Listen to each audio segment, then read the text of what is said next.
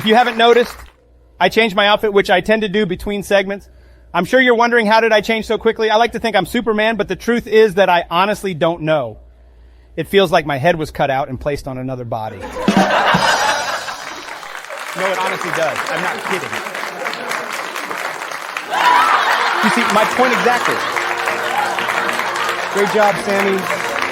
The second one is too obvious. The first one's perfect. I just want to take this time to introduce the man behind all the work of this show. He literally does everything. He's the announcer, narrator, editor, drummer, and even cameraman. Please put your hands together for Sami Mutan.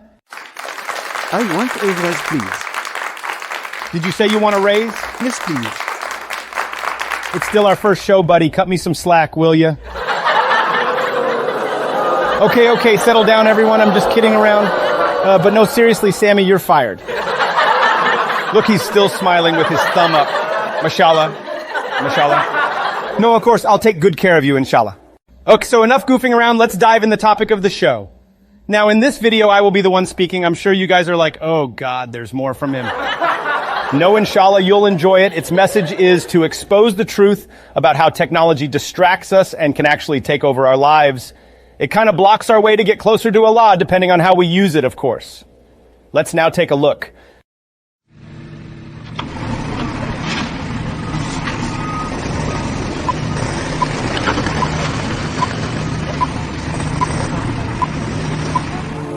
There are people who used to live not too long ago, they used to live a desert life. Bedouins, shepherds, lived under the sun. Their castle was a tent. And then they came into wealth. And when they come into wealth, they become like, they make Pharaoh look humble, man. They have this like God complex. Like I met somebody, amazing, someone in the Muslim world, very wealthy man. Just ran into him at the airport. He just recognized me. And ta'ala, you too? I was like, yeah. We started talking. And I was on my flight back to America, and he asked me where I'm from. I said, I'm from America. And he said, oh, those guys, they're our servants. What? Excuse me?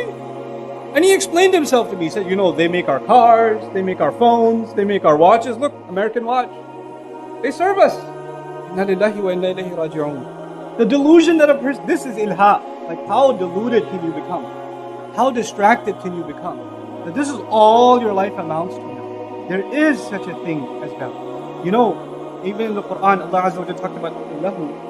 One of the most interesting ayat on the subject is in Surah Luqman. Allah Azza wa Jalla says, وَمِنَ النَّاسِ مَنْ يَشْتَرِي لَهْوَ الْحَدِيثِ لِيُضِلَّ عَنْ سَبِيلِ اللَّهِ. Very interesting ayat. He says, among people, there's somebody who purchases distracting kind of speech to misguide from Allah's path. It's a complicated statement. First of all, he purchases distracting kinds of speech.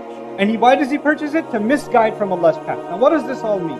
Ibn Abbas radiallahu ta'ala anhuma interpreted that ayah as music. Okay, so he said distracting speech is what? Music. And some have looked at that and said that as a result music is haram, etc. I'm not here to give you a fatwa, but I do want to tell you the context of that statement of Ibn Abbas radiallahu ta'ala anhu. Quran used to be recited. People used to get affected by the Quran. The Quraysh could not come up with any alternative. So they came up with a strategy. لا تسمعوا لهذا القرآن وألغوا فيه لعلكم تغلبون. Don't listen to this Quran. Create distraction when it's being recited so you can win. So you can dominate. So they paid women to sing and do like a in the middle of the street concert. So anybody who was listening to the Quran say, hey, there's a concert happening. And then you just go there and start listening to the song. The Quran comments on this entire story and says, among people, there is someone who purchases distracting speech so they can misguide from Allah's path. Not so they can be misguided, so they can misguide others from Allah's path. This is the next step of lahu. You know, you and I are consumers of it. You and I are, you know, we can become addicts to like Netflix or online TV shows or, you know, video games or whatever it is, mobile apps, social media, comments, likes, dislikes. You know, some people spend all their time not watching a video, but the comments. That's all they'll do. But you know, you're the consumer. But there are those who created this to keep you busy. They keep you busy.